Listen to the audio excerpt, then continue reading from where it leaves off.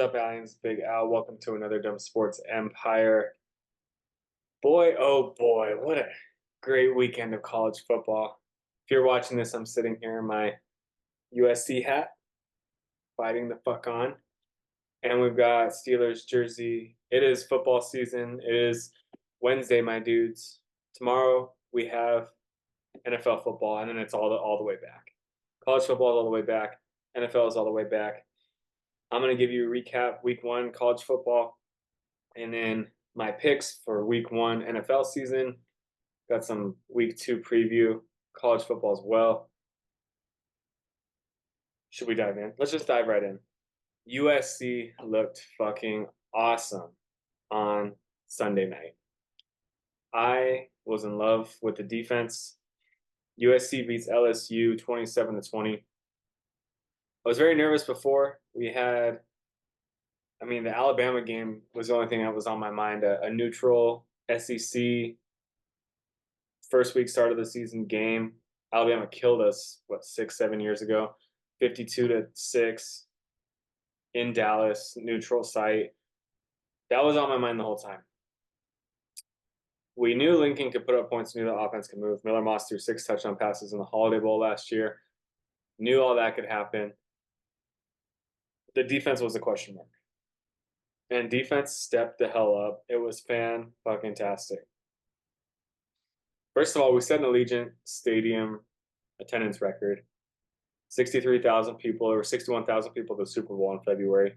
So I don't know how that works, but USC and LSU crammed 63,000 people in there. Both fans traveled really well. The game was loud as shit the whole time. Both of the guys were covering their ears, trying to get play calls. The boys were tackling, man. That was so good to see. I saw something somewhere else that it was the second biggest opening weekend in ABC's history. ABC does a bunch of the college games for ESPN.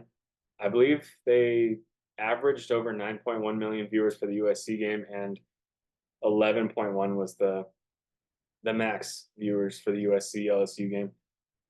Miller Moss looked great. Kyron Hudson, 2 of the best catches of the year. Everyone talks about the one. He had that Odell catch in the middle of the field over 2 defenders. A safety was coming up over the top thinking the ball sailed and he was going to get an easy pick. Didn't happen. Kyron Hudson, one-handed catch, controls it, goes to the ground with it. I thought the ball moved a little bit, but it wasn't enough to overturn it. It was a fantastic catch. Unbelievable ball by Miller Moss to put it literally only where that could happen. And Kyron Hudson comes down with it. And then you got the one to seal the game at the end, one-handed catch on the sideline to where he also draws a targeting penalty. 15 yards, next play we score a touchdown, ice the game pretty much. The defense, man, this was the question mark. I mean, last 2 years, Lincoln Riley couldn't get rid of Alex Grinch, that jackass. He's the safeties coach up in Wisconsin, I think. Thank God. Thank fucking God he's gone. Defense was tackling. The boys were hitting. They were swarming to the ball, getting stops in the backfield. It was night and day difference. If you watched any USC games last year, which you probably did because USC played Washington, USC played Oregon, USC played Utah. We had a bunch of big ranked games at the end of last year, Notre Dame. So there were some primetime good USC games to watch. We lost all of them, I think. I don't think we won a single one of those games. But the defense was the reason why. It was atrocious. Caleb was going off last year. I still think Caleb should have been invited to the Heisman Trophy ceremony. His stats were up there with Jaden Daniels, but just because USC went 7-5, they didn't invite him. Defense was unbelievable. I mean, I don't know if it could have gone any better for our defense compared to where they were. And it was a bunch of guys that were there last year, and they've been through the Alex Grinch years. And Lincoln Riley finally did something that just bettered the team, fired his buddy, got Danton Lynn from UCLA. He brought a couple of his top recruits over. Unbelievable performance by USC. Beating an SEC team in Vegas, standalone game. Everyone in the country is watching. It's Labor Day. Everyone thinks you're dead because your defense sucks. Nope, we're back. We're all the way back, baby. I had a feeling we could win the game. I thought we'd for sure cover because the line kept moving, 7.5 LSU all the way down to 4 at game time. LSU looked good too. I mean, they couldn't run the ball in the first half to save their lives. They ran the ball better in the second half. Their quarterback looked really good. I was waiting for him to make a mistake so we could jump on an interception and kind of break the game open. But that just never really happened. We didn't have a turnover until the very last play of the game. He throws an interception to ice it. Receivers not paying attention. The boys were tackling. Miller Moss looked awesome. I love Miller Moss. I love that he's our quarterback and he's getting an opportunity because he stayed for so long. He was there a year before Lincoln got there. Got recruited by Clay Helton. Dreamed to go to USC. I mean, all the pictures come out of him. He's got pictures with Matt Leinart back in the day. Just a USC kid through and through, SoCal kid. And he stayed. He stayed through a coach firing. Lincoln gets hired, tells everyone to transfer. Jackson Dart transfers out. Caleb obviously is coming in. Miller stays and sits 2 seasons behind Caleb Williams. Gets an opportunity in the Holiday Bowl last year, 6 touchdowns. Gets an opportunity against LSU. Had an unbelievable game. Let me see his stats because it wasn't unbelievable. He only threw 1 touchdown, so you think like college football, you need to go out and razzle dazzle, throw a bunch of touchdowns. You do, but against a big ranked team, an SEC team, to go out, I want to say he threw a 378. I should know this. Yep, 378. I do know this. Miller Moss, 378, 27 for 36, 1 touchdown. So the 27 for 36, he's 6'2". He had 4 balls batted at the line. That's my only negative thing I'd say about our offense in this game. We could have been better. I think we gave up a few sacks, but Miller Moss trying to sit in the pocket and throw over the middle when our left tackle is 6'7", our center is like 6'4", so he's already 2 inches taller than Miller. Our guards are fucking huge. Our line is beef. We beefed up the line on both sides because we're going to the Big Ten. I don't know if you saw the graphic, but we put on 1,400 pounds of weight in the off season, talking about each player's individually. There was one guy, Braylon Shelby's, is going to be a stud defensive end. I think he put on 30 pounds of muscle in the off season. They took like before and after pictures of their off season program. They're working out their weights and everything. We gained collectively 1,400 pounds. Nuts. Miller Moss had 3 or 4 balls batted down. I'd like to see that cleaned up because that's gonna hurt you. It killed a drive, I believe. I want to say, yeah, the 4th down. I think it was 3rd and 4th down. He had balls swatted, and one of them almost got picked off, but the lineman knocked it out of the guy's hand. Crazy. Miller Moss, man, who would have thought? His Heisman odds are at plus 2,200 now. I think they were plus 3,500 last week, so jumped up pretty high. I'm excited. I'm not going to go out and say we're going to, make the playoff or win the Big Ten or anything like that, but it's exciting that we fixed our biggest problem. Let's start there. I can be excited that we fixed our biggest problem, the defense. The offense was always going to be good. Lincoln is Lincoln. I mean, even last year when we had a 7-5 year, we averaged 41.5 points a game, I believe. They were putting up points. They were losing. So they lost to Washington. They still put up 40 points, I think. We lost by 10. That's how last year went. This year, if we can keep the scoring up there in the 30s and 40s in the Big Ten and hold teams to 15, 20 points a game, we're going to be fantastic. I don't see us, going and beating the Ohio States and all them. But beating LSU at 13 is pretty big, and we're 23. Now we're up to 13 in the rankings. Jumped 10 spots in 1 week with a big upset over LSU. So while I'm thinking about it, let's go over the AP poll, and then I'll go over the rest of the game. So you got Georgia 1, obvi. Ohio State 2, still cool with that. Texas at 3. Texas plays Michigan this week. It's 3 versus 10. Gigantic game. I don't know if it's in the big house. Who knows? I'm not going to waste the time to look it up. Texas, Michigan. USC's got Michigan next week. We do go to the big house. I'm going to predict right now USC will be ranked higher than Michigan going into the big house next week. Michigan's 10, USC's 13. Here's why. Texas is going to go kick the shit out of Michigan, whether it's at the big house or it's at home in Austin. I think Texas is vastly superior to that team. Michigan didn't look that great against Fresno State last week. I think they only won 30-10. So not looking great. Texas going to obliterate them.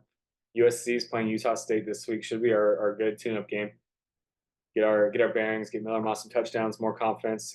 Unreal confidence. It was crazy against LSU. So get some more confidence.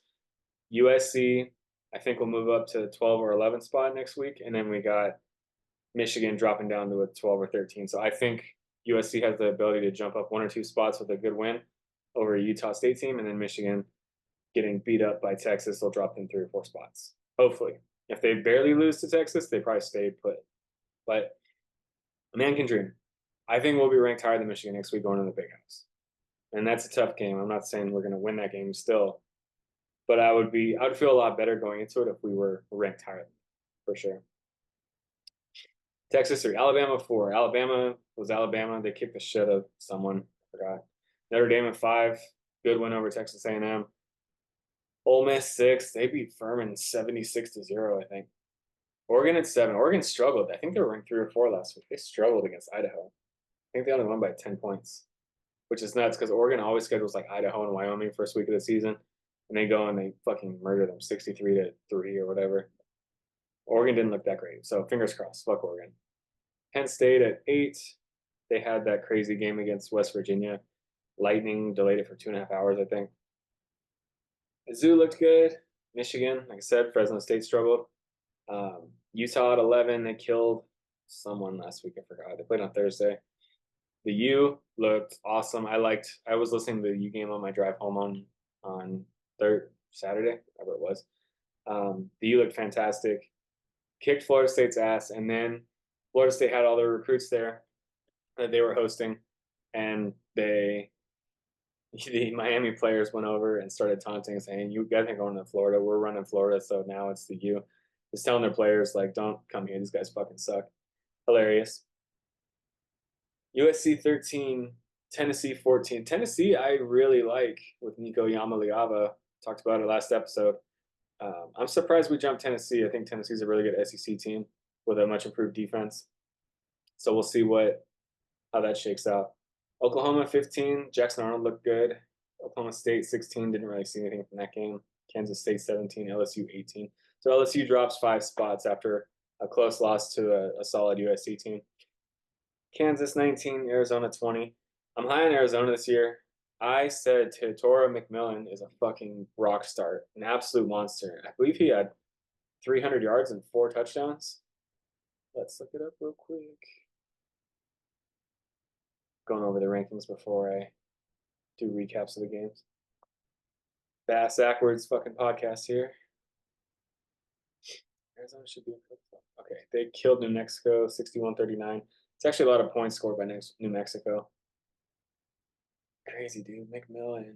304 yards, 4 touchdowns. That's insane. Imagine that as a freaking fantasy game for you.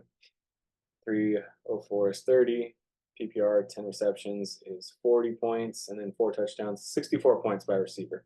And I believe he ran the ball a little bit too. Noah Fafita, 422 and 4 touchdowns, 1 interception. Not bad. Not bad. I'm high on Arizona. Iowa scored 40 points. Good for them. Good for them. I don't want them to do that in the Big Ten this season, but good for them. Louisville 22. Georgia Tech ranked 23. Big upset win over Florida State in Dublin. NC State 24, Clemson 25. All right. Let's go over the games because I was excited. There were some good games this weekend. Really good games. Oh, shit. Hold on. Where'd it go? Where's my meeting? Where's my meeting?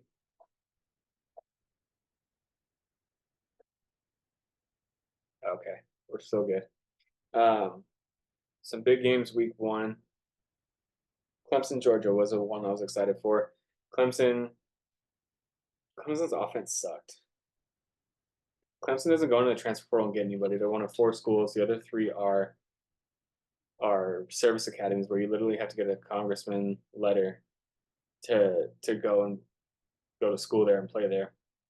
And Clemson just refuses to use the transfer portal, which is insane. And then they go below a 30-43 game to Georgia. Georgia is who we thought they were. They're good. There's nothing really to say about that. I mean, they're going to be number 1 until someone absolutely shocks them. think they got Texas and Alabama to play this year, so that'll be interesting. Penn State, West Virginia, they handle their business against WVU. Iowa 40-0 on Illinois State. Tennessee 69-3 on Chattanooga. Nico Iamaleava. I'm going to keep saying it because the dude's going to be freaking stud.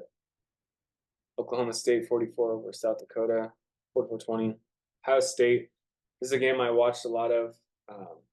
52-6 over Akron. They started slow. Jeremiah Smith is the real deal. We've talked about him. We're very excited about him. One of the best receiver prospects ever, probably, to come out. 2 touchdowns, the first 2 touchdowns of the game. Defense started really slow for Ohio State, and they fucking murdered the quarterback for Akron. No biggie, 52-6. That looks really great. I think it was only like 21-3 for a while, I want to say. They weren't like in danger of losing, but it was closer than you'd want it to be for a week 1 game. 52-6, no issues. That's a good final score. Keeps them in the 2 spot. Texas, Colorado State, shut them out. Arch Manning threw his first touchdown pass, so we got that to look forward to when Quinn Ewers is done. Miami, 41, Florida, 17. Miami's ranked 19th. They jumped up to 12, so they jumped up 7 spots with a good win in the Swamp. The Swamp, speaking of the Swamp, you got freaking Miami's social media team put out a video after they beat Florida. And it was started out with like Shrek, and it was like, "What are you doing in my swamp?" Funny as shit. Alabama 63-0 over Western Kentucky. Ole Miss 76-0 over Furman. Kansas State, blah, blah, blah. Oregon. I guess Oregon, oh yeah, they only won with 10 points, not 20. Thank God. Oregon fucking sucks. I hate them. Notre Dame, Texas A&M, that game I was listening to while I was driving as well. I want Notre Dame to lose all the time. Texas A&M, quarterback didn't look that great. See what happens. Texas A&M, I don't think, is ranked this week, so a 10-point loss to Notre Dame at home dropped them completely out of the rankings. Michigan looks shitty against Fresno State. They got to figure out the quarterback situation. They got a big game against Texas. And then us. Florida State, Georgia Tech. Talked about that one already. Florida State, Boston College. Now, Florida State got lucky. They were ranked for 2 weeks. They were ranked 10 the first week and lost. And then they didn't have an AP poll come out because it wasn't after week 1. So they go into Boston College, ranked number 10, and they lose. DJ Uiagalelei fucking sucks. It looks bad. He missed a guy wide open in the end zone. They couldn't do shit offensively all night. Poor guy. I sent a picture to my buddies who are typically on this podcast. The top 3 recruits, I believe it was the 2017 or 2018 class out of high school. Top 3 recruits, Bryce Young, 1, DJ Uiagalelei, 2, CJ Stroud, 3. Stroud and Bryce Young are 1 and 2 overall picks, and Uiagalelei is playing 5 years of college. Can't do anything. That sucks. All right, let's jump into the NFL. We got picks. We're 24 hours away, less than 24 hours, but 22 hours away from a Kansas City Chiefs versus Baltimore Ravens game. I'm excited. All the fantasy drafts are done. I'm in 2 pick'em leagues. It's time to get the ball rolling. Chiefs, Baltimore. I'm on the Sleeper app, so I'm going to try to put in win probabilities. Not really looking at, what's it called? Spreads. I've got some fat tease picks I'll do at the end. Baltimore, Kansas City, Super Bowl champion host night. I'm going to take Baltimore in this game. Baltimore are kings of the regular season. They get all the 1 seeds. They go and they kick the shit out of the Chiefs. They beat the Bills. They beat they beat everyone. They beat everyone in the regular season. And then they don't do jack shit in the playoffs. This is a game that has Baltimore written all over it to me. Right now, the win probabilities on Sleeper, it's 58% Chiefs and 42% Baltimore. I like Baltimore a lot in this game because this is what they do. They go out and kick the shit out of the good teams, and they fucking choke in the playoffs. So I'm going to take Baltimore to upset Kansas City tomorrow night. I'm actually going to look up the spread now because I'm interested. ESPN's got the spread at Kansas City -3. Not bad. -3. I like the Ravens a lot. What else we got? We got Friday. In Brazil, you got the Packers and the Eagles. They're telling freaking all the players not to leave the hotel, stay there, don't go do anything crazy because they're going to Brazil. The players are treating this like they're going to Gaza. But if Brazil's so dangerous, why'd they even go? Seriously, why did they freaking go all the way down to Brazil to lock their players in rooms or not bringing their families, trying to grow the game? But I don't know, just freaking, it's weird. I like Green Bay in this game. The Eagles didn't end the season very well. You don't know with week one. You don't know who's going to be what this season. Obviously, the Chiefs are going to be the Chiefs. Teams are going to be good. But the Eagles just ended on such a bad note, and the Packers ended on such a high note. Packers almost beat the 49ers to go to the NFC Championship game. Probably should have. I think they blew a lead, if I'm not mistaken. I like the Packers. They're hotter now. Jordan Love got paid. Jason Kelsey's gone. Fletcher Cox is gone. The Eagles are very young. I'm going to take the Packers to win this game. Steelers at Falcons. Man, we are not expected to win this game at all. 62% probability for the Falcons. They're only a 3.5-point spread. They're only 3.5-point favorites, which I like. I like 3.5-point favorites. That's Mike Tomlin territory. Mike Tomlin goes and wins those games. I'll take that. Steelers or Falcons? Is it too early to be back on my bullshit? Falcons, you got Kirk Cousins. You got Judon just went there. AJ Terrell, solid defense. You got Drake London, who's a fucking stud. Kyle Pitts is already hurt. He's got a hamstring. Bijan Robinson is a stud. You know what? Sounds like I'm going to be back on my bullshit. Russell Wilson is going to be a dog. I am back on my bullshit. Steelers are going to beat the Falcons in Atlanta. We need to win. We have such a hard back part of the schedule. We need to win big games in the front like this. I think Russell Wilson is going to be way better than everyone thinks. Our running game's awesome. Arthur Smith is awesome. Arthur Smith revenge game against the Falcons. We played shitty in the preseason, which means you're going to play great in the regular season. We played great in the preseason, then you suck in the regular season. Happened to us last year. Back on my bullshit. Steelers upset win over the Falcons. Book it. I was right about USC upsetting. Going to be damn right about Pittsburgh upsetting. Buffalo, Arizona. Buffalo. I don't really need to say anything about that. Chicago hosting Tennessee. Caleb Williams' first game. I want to watch this. I love me some Caleb Williams. Their probability is 63%. I'm taking Chicago for sure. Cincinnati, New England. Cincinnati, don't really need to talk about that. Jamar Chase went back to practice today.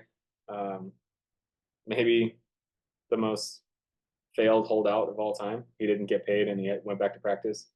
So Le'Veon Bell would have sat on his ass forever. Not Jamar Chase. It's a team player. Houston, Indy. I'm going to take Houston. Way too good last year. Only got better, which is crazy. Miami, Jacksonville. 61% probability for Miami to win. I messed up in my work league and I drafted Tyreek Hill and Jalen Waddle. So I think I need both of them to go off. I think it's going to rain in Florida this weekend, so that's not fun. But Miami, need that explosive ass offense. I drafted a bunch of Dolphins. I think I got Mostert too in the league, a couple leagues. The value was just too good. He's a touchdown machine. Saints, Carolina. I'm not really high on the Saints, but I'm damn sure not picking Carolina to win. Giants, Minnesota. Minnesota's favored. Sam Darnold time. I've got the Giants picked right now.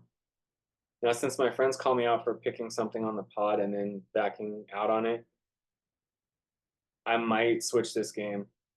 Adam, I'm looking at you. Don't fucking chastise me. I like the Giants right now. Even though they suck, dude, everything out of training camp was they fucking blow. Hard Knocks, they were like, oh, they suck. Minnesota, Sam Darnold, Justin Jefferson, Aaron Jones. They lost Daniel Hunter on defense. I don't know. Right now, I've got the Giants. That could change. I'll look at it again this weekend. Chargers hosting the Raiders. I got the Chargers, 61% probability. Seattle, Denver. I'm going to take Seattle. Denver, who knows what they're going to be this year. Browns, Cowboys. I like the Browns in this game a lot. It's at home. Dak still doesn't have a contract. I like the Browns. That's all I can say. I like the Browns in this game. Tampa Bay, Washington. Tampa Bay, Washington rookie quarterback, knows how he's going to be. Sunday Night Football, we got Rams at Lions, a rematch of the playoff game from last year. I believe it was a divisional game or wild card game. We'll call it divisional. I don't think that's right, but give me the Lions.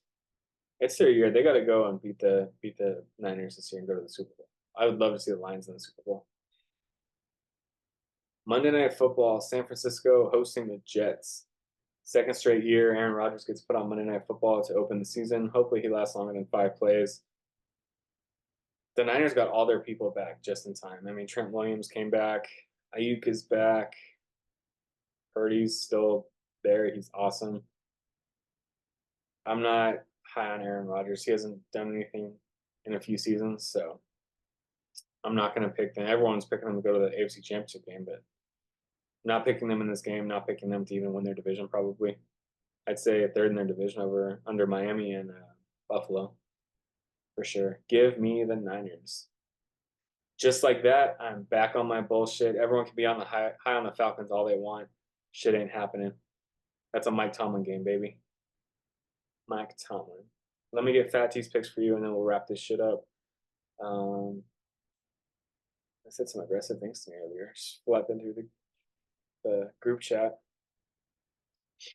All right, Fat's favorites, Fat T's, cookies, sponsors. Troy plus 18.5 at Memphis. he's betting on games. It's crazy. He's betting on games. Like, who the fuck bets on Troy? That's insane. I forget Troy's a school sometimes. Akron plus 25.5 at Rutgers. I like that just because Akron played decently against Ohio State and Rutgers always sucks. Mexico State plus 22.5 at Liberty. He's just picking underdogs at fucking minus 35 points. His lock is Maryland over 9.5 over Michigan State. This little parlay he did for the same game, the Texas Michigan game's got Texas minus 10, and he parlayed it with the over 42. I like that over. And then Friday money builder, Duke money line over Northwestern, and his NFL picks. His lock, not fucking losing parlay lock, is Atlanta minus 3.5 over Pitt, which go fuck yourself, Travis. Over 40.5 Las Vegas, Carolina, which that's pretty low, and over 42 Jets and San Francisco. So I like a lot of those except Maryland and Steelers, obviously. I think Steelers can win that game. It's a Tomlin game to win. If we lose this game, we'll suck for the season, and we'll probably have a losing season because of how hard it is. But that's all I got. Thanks for listening, guys. NFL is here. Fucking psyched. Let me see if I had any more notes written down before I just bail on you. College football, AP poll, Florida State. Florida State's so dead. Patrick Surtain got paid. Trent Williams got paid. My buddy Braulio, work buddy, sent me a graphic of all the Niners that have gotten paid. And they're like, it's a funny graphic to pull up.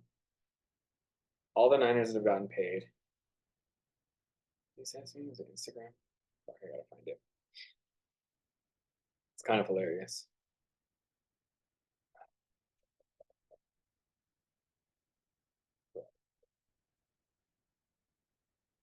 Okay, so all the Niners have gotten paid notable contracts. You got Nick Bosa, $34 million a year average, first at his position. Ayuk, $30 million average, tied fifth at his position. Trent Williams, 27.5, tied third. Debo, 14th at his position. Hargrave, 11th. Fred Warner, second at his position. McCaffrey, first at his position. Kittle, third. Juszczyk, first at his position. And they got Brock Purdy on the bottom, making $934,000 in salary. Guess what Brock's salary is at his position? There are 32 NFL teams. Brock Purdy's average annual salary is 79th in the league. Taking him to a Super Bowl, he's making 79th most at the quarterback in the NFL. That means all the starting quarterbacks, all the backup quarterbacks, and some third string quarterbacks are making more than Brock Purdy. That's how that math works out. And Brock Purdy's just taking him to Super Bowl. He's going to get a mega contract next year, but that's the way the cookie crumbles. Thanks for listening. Football, football, football. Do a recap for you guys maybe Sunday night. Thanks for listening. Tell your friends. Love always. Remember, Iowa fucking sucks. Fight on and go Steelers.